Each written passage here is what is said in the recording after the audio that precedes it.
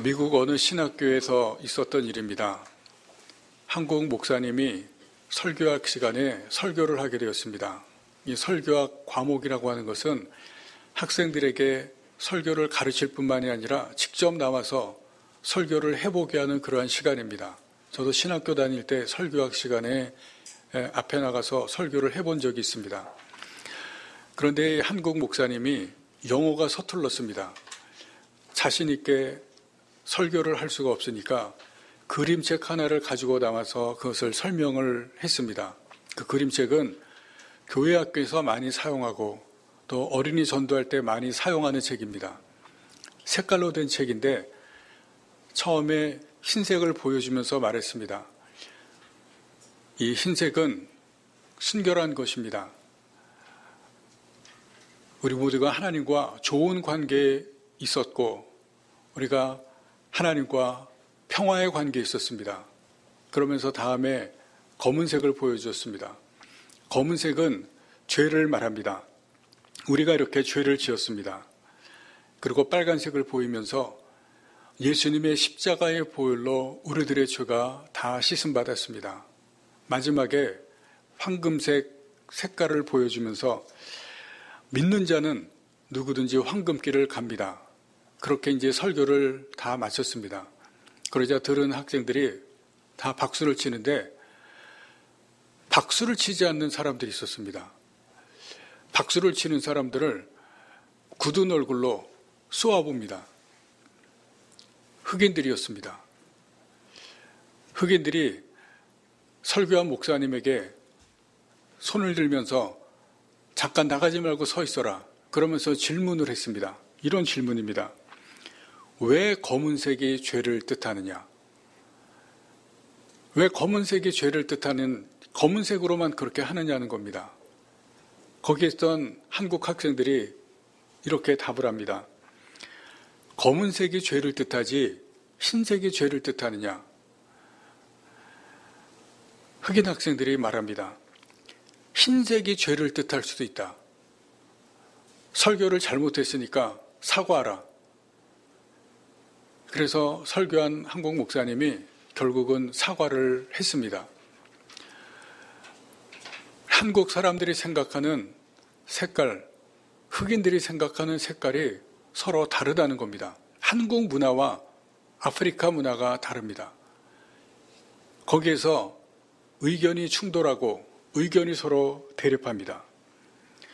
복음을 전하는데도 한국인들과 흑인들 사이에 이 색깔로 인해서 이런 의견 차이가 있는 것을 보여줍니다. 의견이 다르다는 것은 간단한 것 같지만 개인들이나 국가들 간에 큰 논란과 분쟁을 일으켰습니다. 역사적으로 다 그렇습니다. 러시아가 일방적으로 침략을 해서 전쟁이 시작이 되었는데 지금 전쟁이 끝날 기미가 보이지 않습니다. 러시아와 우크라이나가 서로 다른 의견을 내고 서로 다른 생각을 말합니다. 언제 끝날지를 알지를 못합니다. 가정에서 싸움이 일어나는 것도 가정이 무너지는 것도 의견 차이 때문에 그렇습니다. 개인들이 성도들이 이웃들과 또 친구들 의견이 다르면 싸우게 될 수가 있습니다. 통계에 의하면 인간관계의 갈등 중에 90% 이상이 의견 차이 때문에 일어난다고 합니다. 거의 대부분입니다. 왜 사람들 간에 공동체, 나라들 사이에 의견 차이가 일어날까요? 사회학자들은 문화 때문이라고 말합니다. 문화라고 하는 것은 사람이 살아온 환경입니다. 그 사람의 삶의 배경이고 또 관습이고 그 사람의 뿌리가 됩니다. 그런데 그 문화가 여러 가지 종류가 있습니다. 개인 문화, 집안 문화, 또 지역적인 문화, 나라의 문화 이렇게 여러 가지 종류가 있는데 어떤 집안은 사람들이 가족들이 조용조용히 이야기합니다. 그런데 어떤 집안은 큰 소리로 이야기합니다. 그 집안의 문화가 됩니다. 작은 우리나라지만 경상도 문화가 있고 전라도 문화가 있고 또 제주도의 섬 문화가 있습니다. 지역적으로 문화적인 차이가 있습니다. 우리 사람들도 각자의 생각과 선호하는 그러한 것이 삶에서 다릅니다. 그래서 여러분들 짜장면 먹을 때 부먹이 있고 찍먹이 있습니다. 얼죽아가 있고 쪄죽다가 있다고 합니다. 얼죽아는 얼어 죽어도 아이스 커피, 그리고 쪄죽다는 쪄서 죽어도 따뜻한 음료라고 합니다.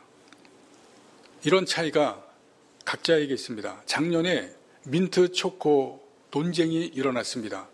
거기에서 민초단과 반민초단이 생겨났다고 하는데, 민트 초코를 좋아하는 사람들, 민트 초코를 싫어하는 사람들 갈렸습니다. 그것이 개인의 취향이기도 하지만 그 사람의 문화가 됩니다. 나의 문화가 되고 너의 문화가 됩니다. 그런데 문화라고 하는 것은 잘못된 것이 없습니다. 여러분이 각자의 문화나 지역적인 문화, 그것이 잘못된 것은 없습니다. 단지 차이만 있을 뿐입니다. 중요한 것은 우리가 살아오는 동안 문화 속에서 만들어서 그 문화가 내 안에 있고 그것이 의견 차이를 만들어낸다는 것입니다. 내가 살아온 문화, 내가 만든 문화, 그것이 사람들 사이에서 의견 차이를 만들고 충돌을 일으키고 다툼을 일으킵니다. 같은 일을 보고 같은 물건을 봐도 사람들의 의견이 다릅니다. 보는 것이 다릅니다. 문제를 해결해 나갈 때 문제 해결 방식도 사람마다 다릅니다. 그래서 의견 차이가 있고 갈등이 생깁니다. 그러면 우리에게 있을 수밖에 없는 이 의견 차이, 이 의견의 충돌, 이것을 어떻게 해결할 수 있겠습니까? 90% 이상이 여기에서 갈등이 일어난다고 하는데 이것을 어떻게 해결하겠느냐?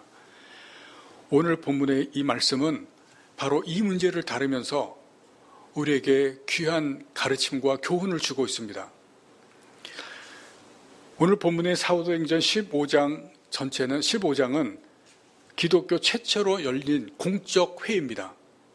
그래서 이것을 예루살렘에서 사도들과 장로들이 모여서 했기 때문에 예루살렘 공회라고 말합니다.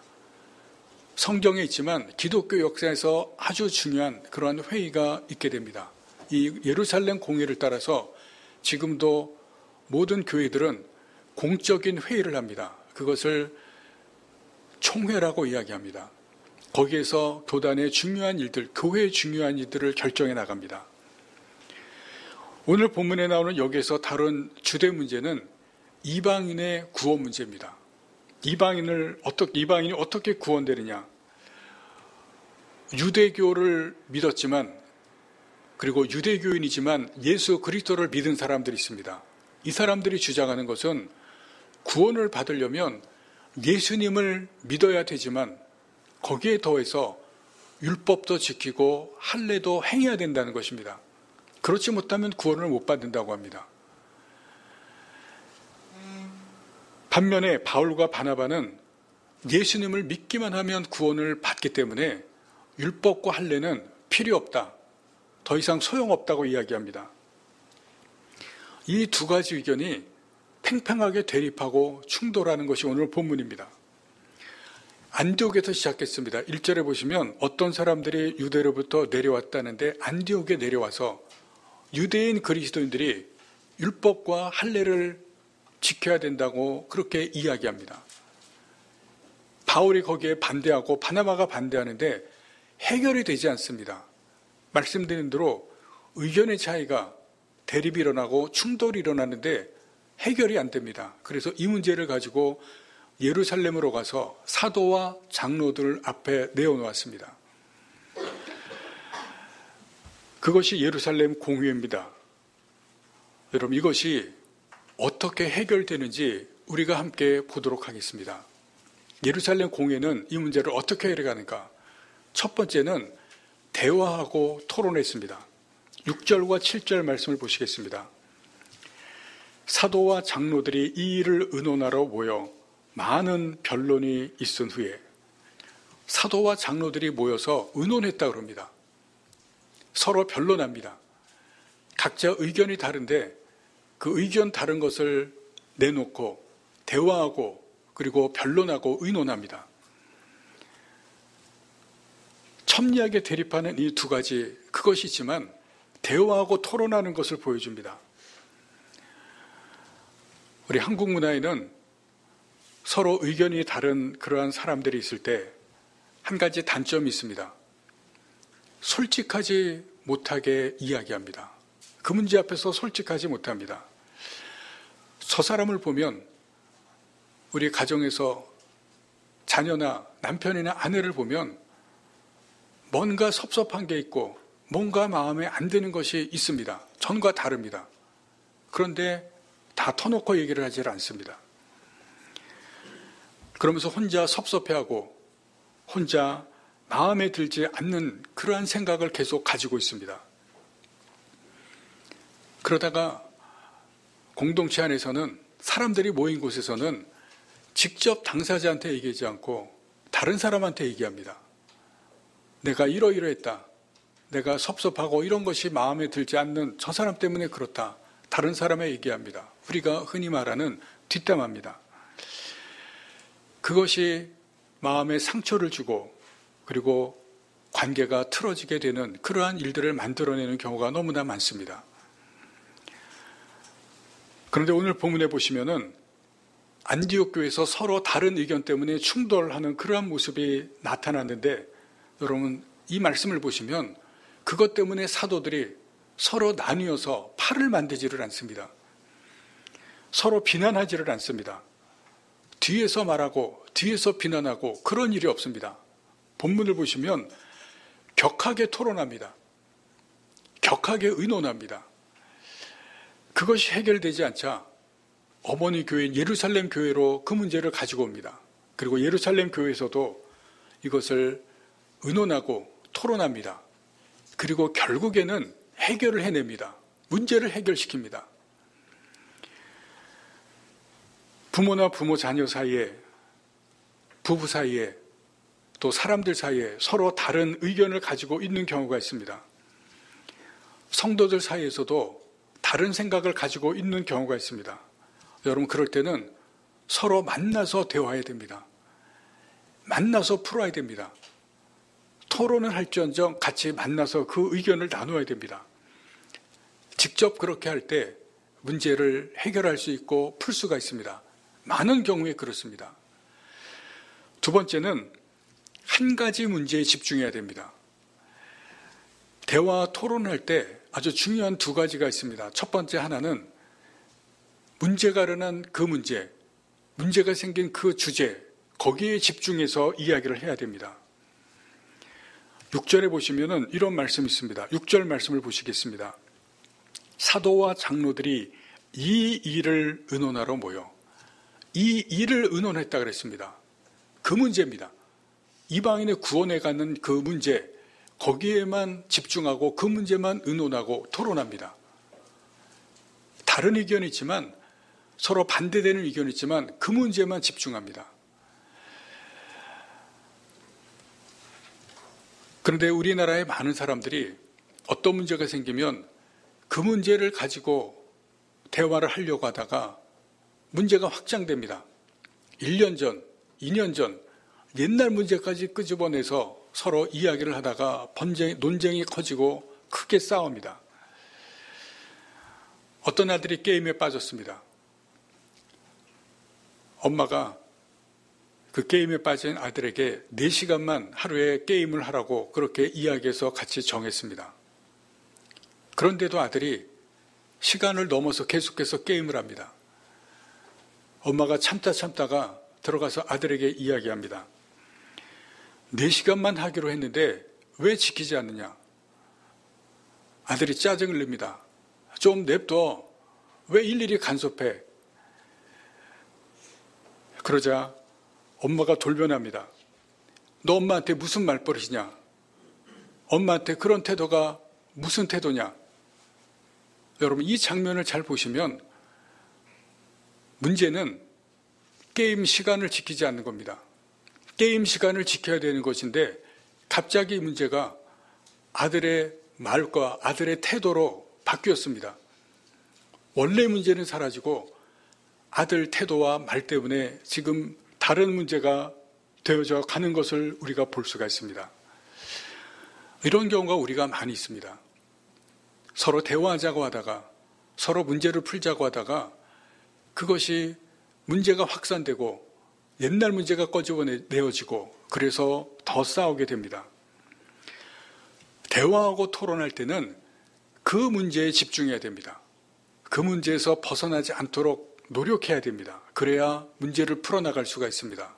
그리고 또 한 가지는 의견과 감정을 구분해야 됩니다.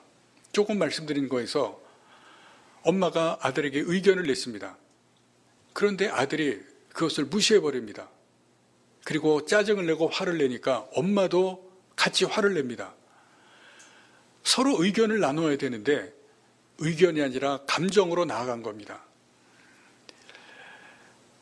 이럴 때 내가 지금 의견을, 생각을 말하고 있는가 아니면은 감정으로 변했는가 자신을 잘 점검해야 됩니다. 만약 감정이 개입됐다면 다시 내가 의견을 말하고 생각을 말하는 데 집중해야 됩니다. 감정은 감정을 불러옵니다. 감정이 개입되면 문제를 풀 수가 없습니다. 여러분, 감정의 가장 중요한 특징이 하나가 뭔지 아십니까? 통제를 못하게 만듭니다. 우리가 감정적이 되면 나를 통제를 못합니다. 그러다 보면 상대도 감정적으로 거기에 불을 붙이게 됩니다. 문제가 해결되지 않습니다. 대화하고 토론할 때는 그 문제에만 집중하고 그리고 내 의견과 생각을 말하고 감정이 개입되지 않도록 조심해야 됩니다. 그리고 세 번째는 이 예루살렘 공유에서는 하나님을 주어로 삼았습니다. 여러분, 이날 회의는 아주 격렬하고 아주 충돌적인 그런 상황들입니다. 왜냐하면 유대인에게는 절대로 양보할 수 없는 것이 있습니다. 그것이 율법이고 할례입니다. 모세가 하나님을 통해서 주신 것이라고 했기 때문에 이것만큼 절대로 양보를 못합니다. 반면에 바나바와 바울은 이방인들을 구원하는 실제적인 문제를 가지고 있습니다. 이방인들에게 율법과 할례를 받게 할 필요가 없다는 겁니다. 이 두 가지 의견이 첨예하게 대립할 뿐만이 아니라 양보하지를 않습니다. 서로 격하게 충돌합니다.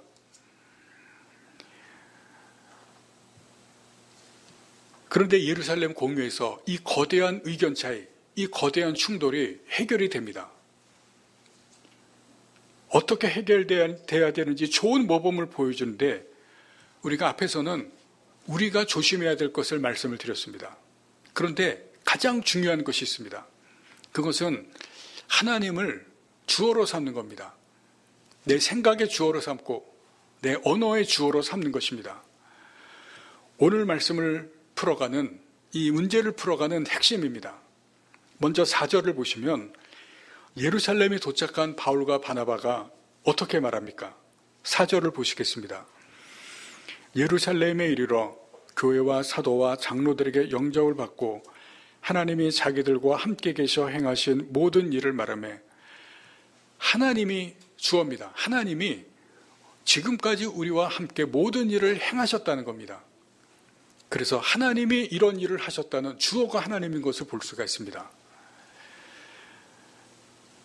그런데 바울과 바나바의 이 말을 듣고 나서 예루살렘에 있는 바리새인 중에서 예수를 믿는 사람, 유대인들입니다. 이 사람들이 말합니다.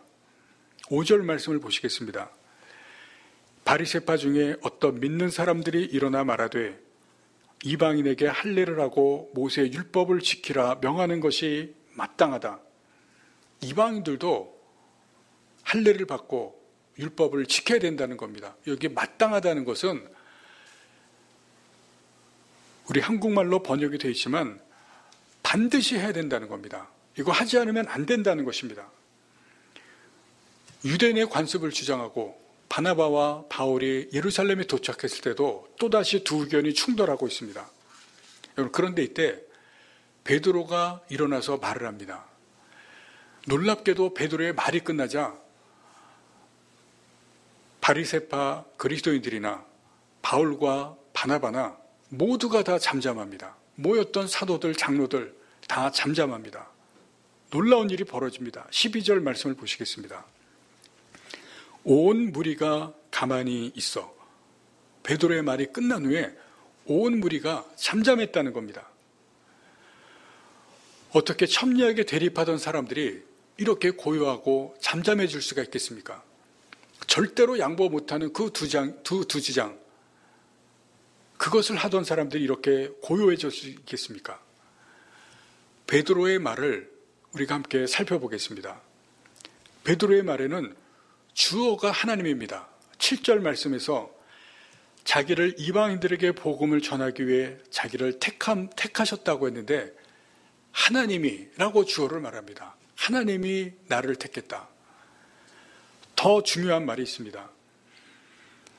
이방인들에게 성령을 주시고 믿음을 주시고 그들의 죄를 깨끗하게 하셔서 구원하신 분 하나님이라고 말합니다. 8절 9절을 보시겠습니다.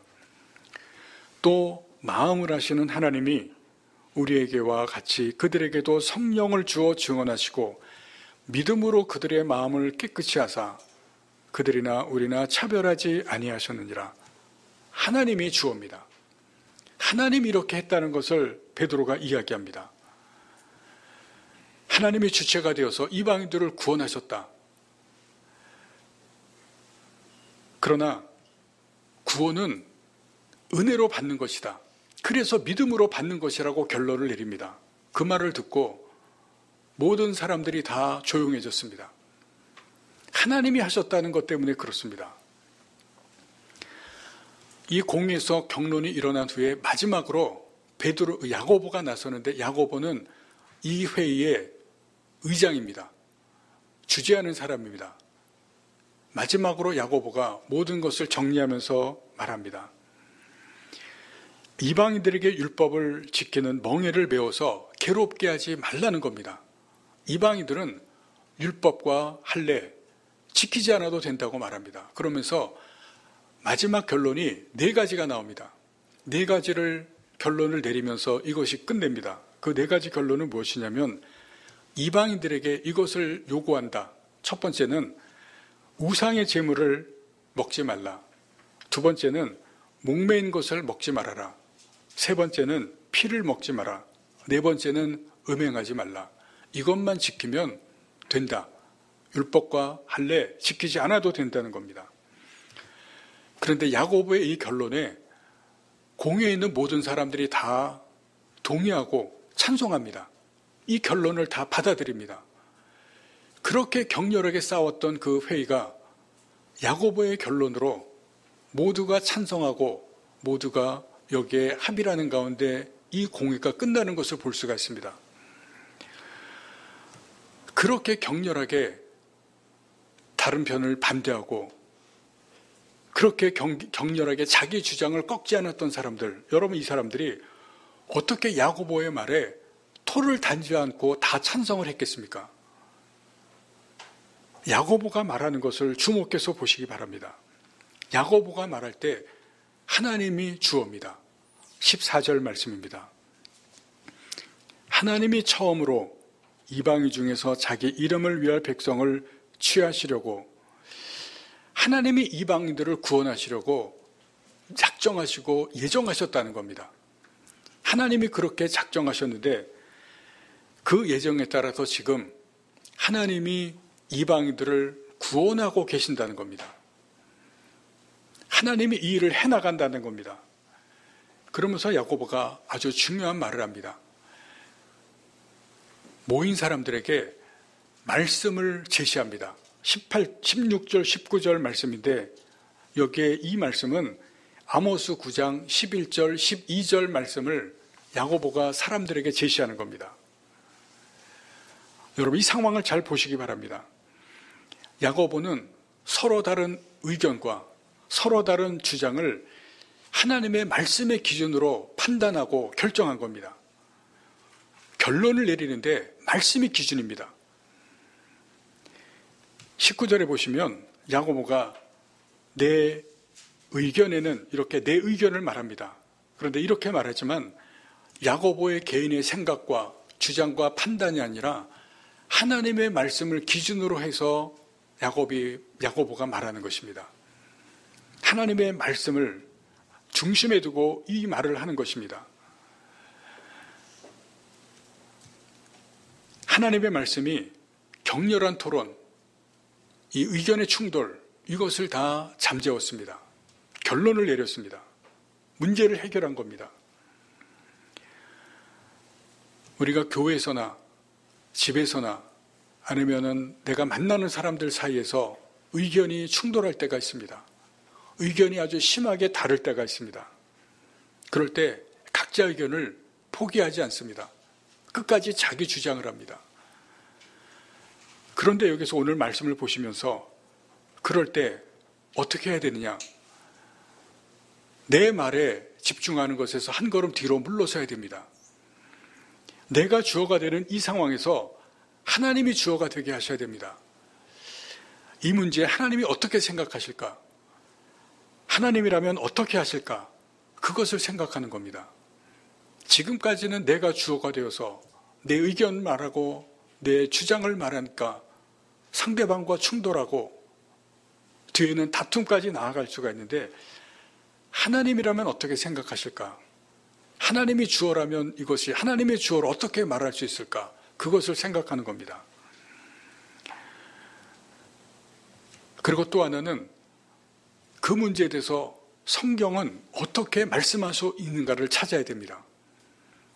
말씀으로 이 상황을 어떻게 내가 말씀의 기준으로 이 상황을 봐야 되는가?